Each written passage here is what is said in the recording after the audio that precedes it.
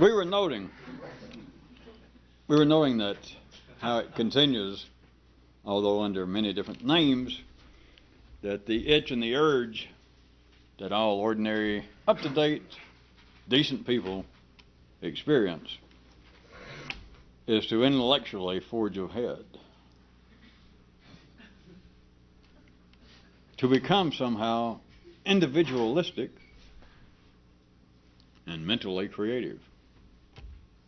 Could we actually call it that? What did I just do?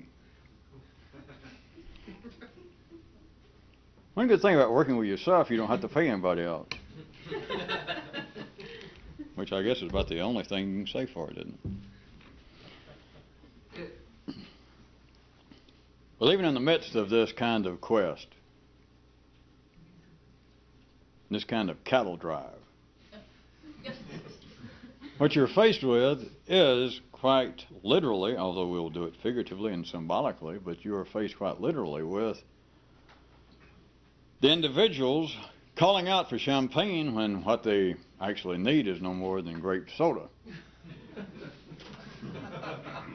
To change the symbolism from last time, if you recall, from caviar and peanut butter and jelly sandwiches. Or we could go from those who actually only need a soapbox racer, and yet everyone's hollering out for a Porsche. What this amounts to, back to what we were talking about, that on large scales, you recall the other example, not to push it so far into the culinary or the Autobahn, I never could figure how did it come about that an American invented the German expressway system?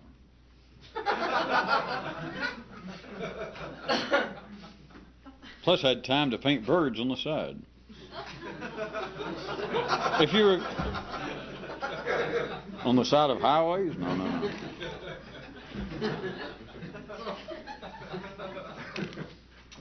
I guess if we had any decency, some of these somebody should apologize for these perhaps later on. Maybe after all we're dead and gone, if any of this survives, somebody have the decency to apologize for some of it. Back to the more specifics, it would seem to have to do with the actual operations of human history.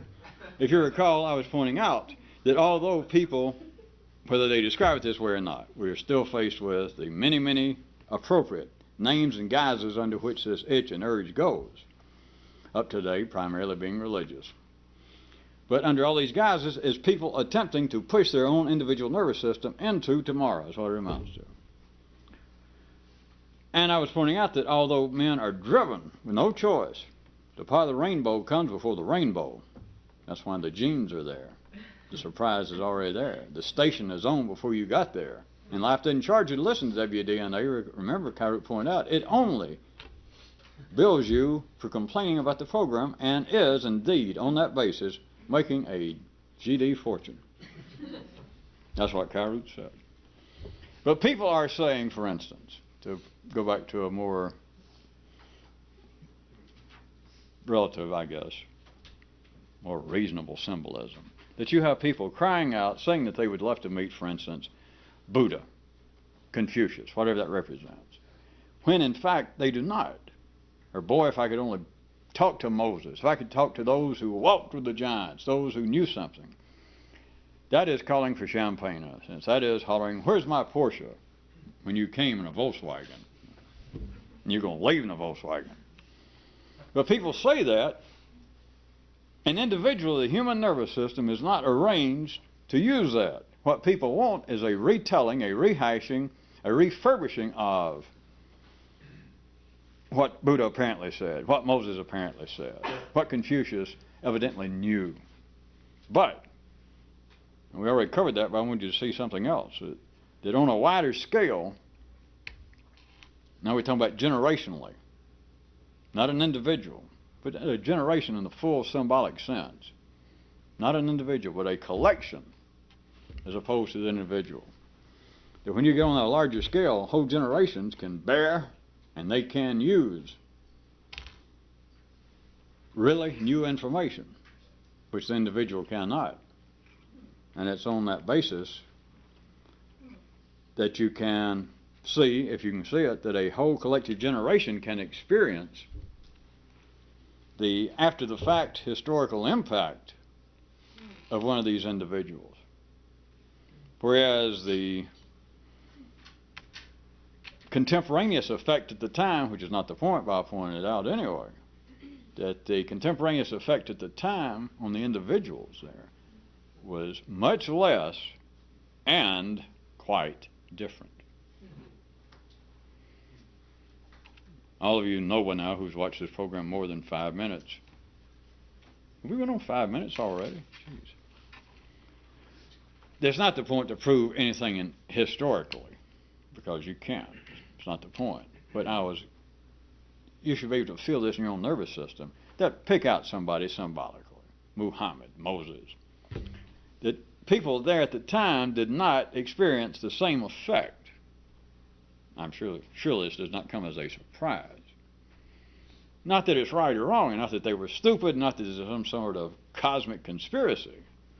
It is what I'm trying to get you to see, that what people would normally think of as new information, which is new forms of energy, but it comes out as new information at the singular human level, because this is the only thing that can be affected in any discernible way, other than if you're going to talk about anthropology and talk about primary creatures. It is only this.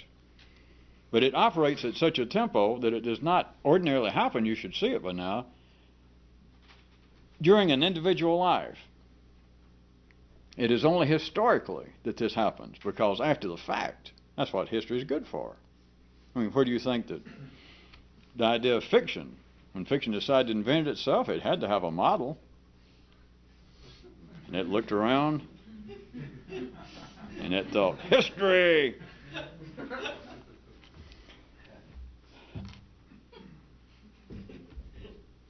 Whatever was going on, and it's of no consequence, except I want you to see the tempo of energy moving, because the figures involved, the apparent institutions that grew therefrom, are of no consequence, any more than any example is.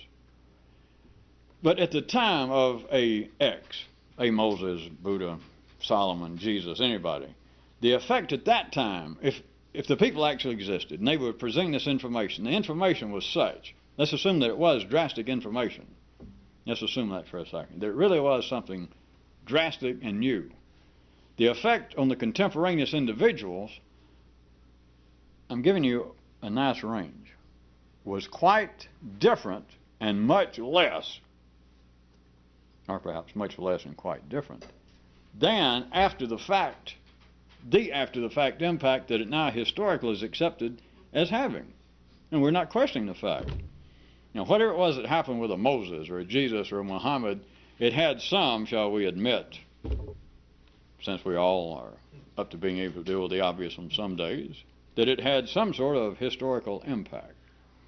But it is, the wide impact is after the fact. It has to be on a large scale, that is, generationally.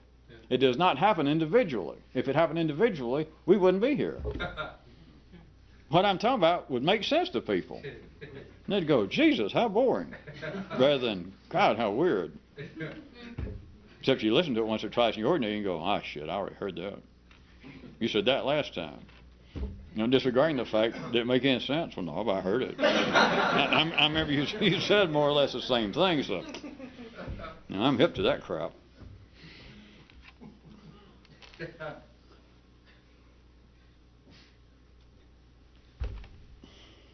The point of this, I'm not going to stay on this. The point is that life is continually letting loose drastic new energy at the secondary level. But it operates at such a tempo relative to what our ordinary intelligence, ordinary consciousness perceives it to be, that in an ordinary person's lifetime, in an individual's lifetime, the effect is nil. If we really wanted to shave it, I could even point out it's still of no consequence, but if we'd help you get even a glimmer of look in there, is many times what the new information coming out strikes the individual, especially if they're getting a bit long in the tooth. Grown up, it strikes them as being not new, useful information, but God Almighty, I didn't think I'd live to see things reach this sorry state. The last one in Kyroots tonight is right on it, by the way. That systems, human systems, are arranged so that once they have run their course, and human systems, you've got to understand, is everything that is the secondary world, all of the thinking. The human systems are constructed in such a way that once they have run their course, that is, served their purpose, they are constructed to self-destruct. But in such a way that the contemporaneous generation, that is, that those who grew up with the system, now they're getting old, and let's assume, because it happens, there's always examples, that some of the systems they grew up with have run their course because most of them are generational. And they're beginning to die because they're self-destructing. They're built that way. Except the contemporaneous generation that grew up with this idea looks around and does not see it as a natural form of the systems are dying. They're made to believe they're being murdered. Which, of course, is the older generation looking at the next one and saying, "You rabble, you wild dogs, you uncivilized curs." Either that, or they look at their neighbors, they look across the border somewhere to some other group, and they say, "We're being infiltrated by the Philistines again." It has to do with the... It's a shame Fig Newton's not around to hear it. It has to do with the real conservation of energy. Because the real conservation of energy is, as soon as it begins to fall, before you can even get cold and bomb it, life has got it up running again. And that's what on many levels, ordinary intelligence finds to be quite distasteful. They don't know how to talk about it. Oh, they know how to talk about it. What they talk about is always, the world is going to hell. And it's not my fault. Obviously it's not my fault, because if it was my fault, I wouldn't be able to stand here and objectively criticize. I would not be able to objectively stand here and properly see that things are going to hell if I was part of it. Now could I? At least your family, that is your other synapses that might be able to respond, all they all go. Because hell, they're as intelligent as you are. Pardon me. But generationally, I wanted you to see that this is, because there is something individually useful over the fact of, rather than you ever thinking that what seems to have been the great historical epics or the figures in history, whether they actually exist or not, it's not the point. They represent something. That rather than saying, well, it has no consequence, it has consequence, because what you can see from it is a Confucius, a Buddha, a Moses, a Jesus, and all that. Let's just assume they actually existed. The effect always has to be, the impact has to be on much greater scale than the individual. And so that's why the things that would appear to be important historically are never that apparent important right then. All right, I can clear it up with a great example. The guy that walked into the general, what was it, 1919, and said, "Well, thank God, at least finally, World War I is over." There's your proof. All right? Maybe a month from now, maybe a year from now, maybe 5 minutes from now.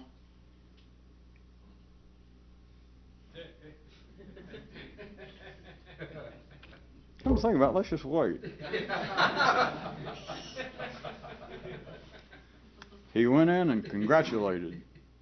They all toasted. They cheered. That, thank God, finally, at least, World War I's over.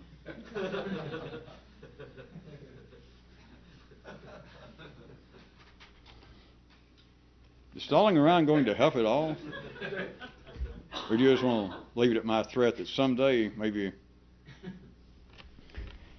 everything that apparently has an impact, and let's just assume it does, all the great religion, the great institutions that seem to arise from history, the great events, they all have their historical impact. That is, the collective impact is always after the fact. Because collectively is the only way, that is generationally, on a larger scale, is the only way that anything drastic, any real new energy, any real new thinking, is the only way it can be absorbed and used. The exception to it being what this kind of stuff has always been about. But it cannot be done on a wide scale. It cannot be done collectively. There's an ever-present example that we kind of hit in passing several nights ago that has nothing to do with mere irony. But it is this, that at an individual level, you have ordinary people continually being thought of as being hip, truly individualistic trendsetters by being the first ones to quickly adopt the latest fad and fashion. Don't even entertain Captain Irony somewhere knocking on the door. You know, this is no social criticism, but think about it. Some of you are getting a little old, I guess, past your teens to remember. But when you were growing up, which is the time that most of the hormones are still being battered about like that, who was considered really hip? How did you know who was with it? Who was the real individuals in school? Those that immediately, just as soon as you saw an ad on TV that looked, made people look hip, or you had to fly up to New York to go to some distant relative's funeral, and you had 5 minutes out there on the street, and you flew back to Cleveland or Omaha, and sure enough, what's his name there in school, by the time you could get back, he was already wearing his tennies like the guys were in New York. Already had this new kind of shirt, doing his hair that you never thought about. But that was considered to be truly hip, whatever they were calling it in your generation. Not just hip, but these were the people who set the standard. They were the true individuals, which were what? The first ones to jump on the bandwagon of the latest fad and fashion. There is no criticism there, because the only way that you can ever have any criticism, if there's such a thing as real objective criticism, would be, well, there's an alternative, and they're doing it wrong. There is no alternative. Ordinary people, that's the best they can come, that's the closest they can come to being individualistic. That's what happens on the collective scale, is people think, well, let's do something new. What shall we do? And a bunch of them decide, well, let's do so-and-so, and that'll be new. And so a bunch of them do it. And then a bunch more jump in, well, can I join in? Well, I don't know. And that's what's new. That is what seems to be the avant-garde. That's what seems to be the breathtaking movement of humanity, is what's everyone else doing? Now, see, I'm using the crude way of doing about dress and etc. You know what we're getting at. What's everyone else thinking now? I'm talking about the kind of people I respect. What's the new kind of thinking? Which at that level can be the new kind of thinking is something 100 years old, 1,000 years old. Yeah, but what is it?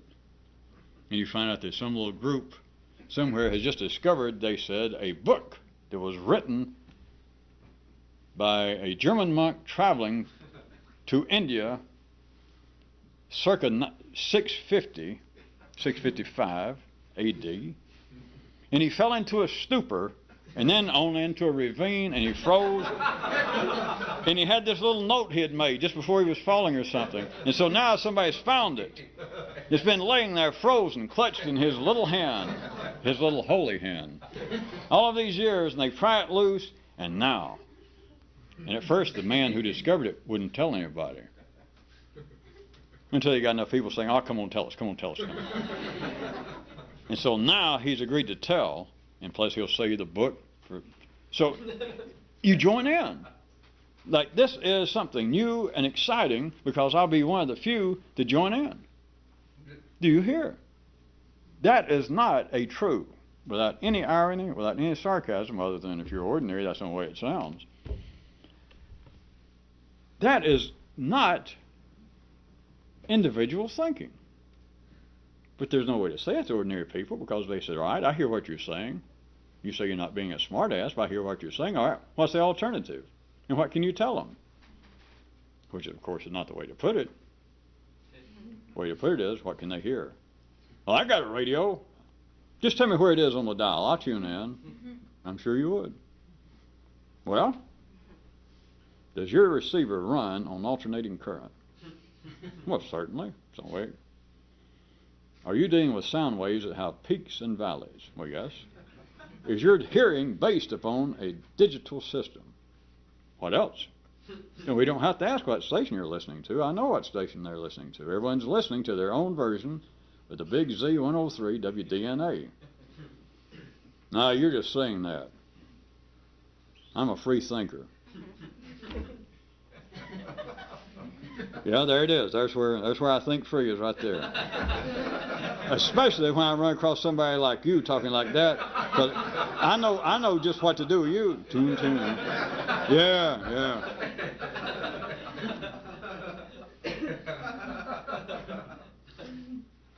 Well, surely you people are good enough to get past any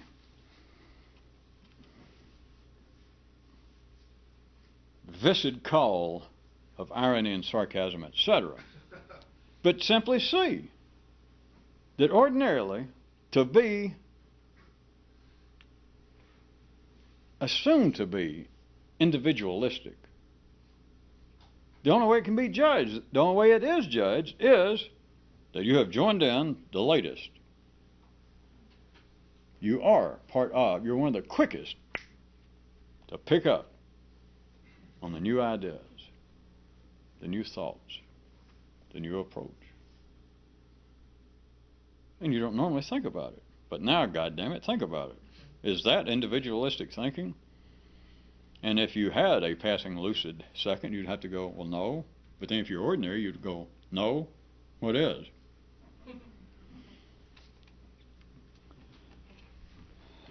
It is from that also that we might say arose a recent Kyroot that I know everyone has been breathlessly awaiting some additional mention thereof, and here it comes. That only guesswork is inspiring to the ordinary mind. You remember that only a few days ago. Only guesswork is inspiring to the ordinary mind.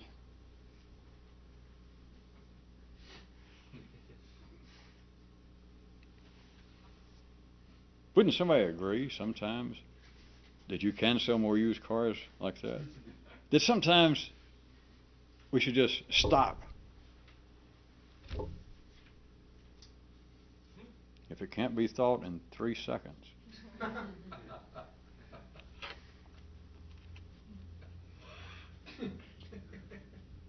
Only guesswork is inspiring. And that, of course, that can't be true, because the only thing that would inspire an intelligent, reasonable person would be some good, cold, hard facts. Some new info. I'm sorry. I'm obliged to tell you that whatever you call it. It's only guesswork that inspires the ordinary mind. Well, consider it like this. As in guesswork, as in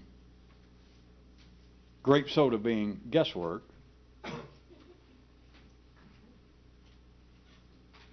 it's satisfying, it's safe, and then champagne as being like real new drastic information, which is potentially intoxicating and dangerous. What inspires people? You don't have to look at it as being a criticism again. Just at the ordinary level, all the way from routine fundamentalist religions to attempted higher realm philosophies, speculations. It's guesswork.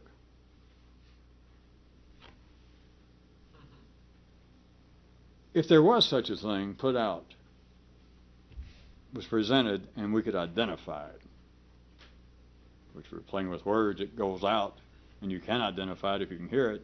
But if in some way you could have it all be the same and yet be different, and you could put out some sort of real information, in some way you could grab everybody's receiver and turn it to a station, turn it to a place on the dial they didn't know existed. In other words, if you could make a large segment of humanity suddenly hear something about non-polarized thought, if you can make them hear something into the next time zone, if you can make them hear it, they wouldn't want to hear it. It hurt their radio. Radios can get headaches. It is only guesswork at the individual level that's inspiring. At that kind of level, surely you can hear that's what all religion is. Without it being an attack on religion, it's all guesswork. It's not alone, but that is the paramount example. And it's presented ordinarily when you have a good priest or rabbi or minister that says, well, always, of course, having access and the benefit of the holy words in the book right here, which again, with no irony, surely you can see, is the latest fad and fashion. Yes, I know exactly what's going on in the world. And the reason I know it, the way I know it is I don't have to think about it. It says it right here in the Quran, right here in the New Testament. Right from the man's little greedy frozen hand, we took the secret message. Laying there, lo, these 500 years. I do not have to think because I know what's going on. That is presented, and would seem to be to ordinary intelligence, of course, normally, of covering a very important area to most people, which is the big D. Dallas? No. Not Dallas. Death. I'm glad somebody knows the difference between hell and Texas.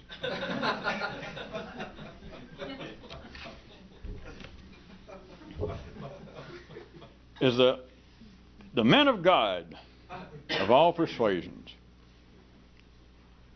say dogmatically, they say without any show, assuming they're sober and don't have the chills and fevers, they simply state outright, according to their particular doctrine, their particular time and place on the planet, all right, here's what happens when you die, here's what God wants you to do before you die, and here's what God's going to do for you after you die and all that. Surely by now you hear, it's guesswork. That's all anybody reasonably could call it. It's not an attack on religion. But what are you going... Is there a modicum of evidence of any kind? And of course, no. Now forget that they've got an answer for it, because life has an answer for everything it does. If you don't believe it, why do you think God made mirrors? I mean, life made mirrors. The local gods didn't have anything to... Some of them furnished the mercury, but that was about it. There is more proof for almost anything. There's probably more proof that the Mets may make a comeback someday than there is that anything happens to you after you die. There's not a shred, not one piece of any kind of evidence that would even fool a carpenter from Little Rock. I mean, there's nothing. There's more proof of flying saucers, but there's no proof, none whatsoever, nothing. Except for then, of course, the system itself, but there's just no proof of any kind that anybody alive knows anything about what happens when you're not alive. Yes, but it says so. I know. By any, just ordinary people. They don't have to be agnostics or anti-religion. By the way the ordinary mind runs, what can you call that at best? Guesswork. I'm guessing that after we die, that maybe something else happens. That's my guess. Which is a reasonable guess with the human mind, because if you ask the human mind, all right, consider the alternative. Think about the alternative. That is, you die and you cease to exist. And the mind can't do it. And so its best guess is, well, you don't actually die. Because even if that was possible, it would seem to me that we could sort of think about it. And there's no way I can think about it. Therefore, my best guess is, and I'm not religious, but my best guess is that something of us survives. Maybe we're just taken back in at the atomic level to the planet, and then perhaps we're thrown out again throughout the universe. But my best guess is that we don't just disappear, which is a safe guess. Just check back with Dr. Newton. You know? Or the king, you remember that whenever... Well, he's one, it was several nights ago, that he executed people, then chopped them up, then set them on fire, and then threw the ashes off the edge of a cliff. You remember him? And all he had to do was check with Newton, and Newton would go, sorry, they're still around. There goes some ashes right there. There he is. You'll find him, he'll be dust under your bed. He'll be partly a dust bunny. Before you're dead, part of him will be back in the throne room. The only thing that inspires the ordinary mind, back to it not really having anything to do with religion, except that religion has been the institution, has been the collective, historical, after the fact effect or impact of the other effects of life needing this, that makes people say, all right, we can be inspired. We can look to the future. But the only thing that inspires the ordinary nervous system, that is the only kind of energy within an ordinary man's individual lifetime, if you're ordinary, the only thing that inspires the nervous system is that which is imprecise, which is guesswork. That's what it comes out of here. It is imprecise, that is, the energy does not flow in some direct, drastic manner, because if it did, people would undergo dramatic changes here and there in a lifetime. And how often does that happen? Can I have additional time to think about that? Sure, yeah. You just took the test. Wait a minute, you said, how often does somebody undergo a drastic just change in their lifetime? Yeah, I think that's what I said. Can I think of, yeah, you can think about it. It would not be inspiring if there was something that you could state outright. And I don't have to speculate on what it is. I don't have to try and give you an example. Look at it the other way. Look at what is not given out in life. If there was some specific information that was given out, would it have the same kind of effect at the ordinary level? If somebody said, all right, I know exactly what happens after you die, and here it is. Let's say it was something, and this is not going to make any sense, because this is not the way things work. If this is the way things would work, they could work this way, and this would have already happened. But if somebody says, all right, here's what happens after you die, and I'm not even going to make up anything. You just make up something. And they say something that is just drastic. And something, try your best, go ahead and do it on your own, that almost has nothing to do with any previous conception that you ever heard of religion or an afterlife. And the person says that by all other accounts, they appear to be reasonable and intelligent. And they say, I'm going to tell you exactly, I'm the only person that's ever known. Well, I'm the only person that's ever told anybody publicly. But here is what happens to the individual person when you die. And they give you some description that is almost, it makes sense, you can hear it, but it has almost no relationship. And by that I mean it makes sense, but just barely. That is, it is so unconnected to anything that you've ever heard, anything you ever thought about, that the words grammatically, rhetorically make sense, but it's like, would that be inspiring? By any, and I don't mean just religiously, inspiring. Since we're out of time, I'll answer for you. O-N. N-O. Only guesswork is inspiring. What will make people fight for their country? What will make people claim to be living for the gods? Guesswork. Not real information, whatever that might be. Not solid fact. It's only grape juice will run the ordinary mind. But life makes everyone, because it's always over the horizon. Life makes everyone say, nothing but champagne for me. But grape soda. All you got to do is give people grape soda. Not because they're dumb or anything, but that's all the individual can handle ordinarily. And with that dramatic, I hate to brag, gesture, we'll leave. Yes, you may go to the bathroom.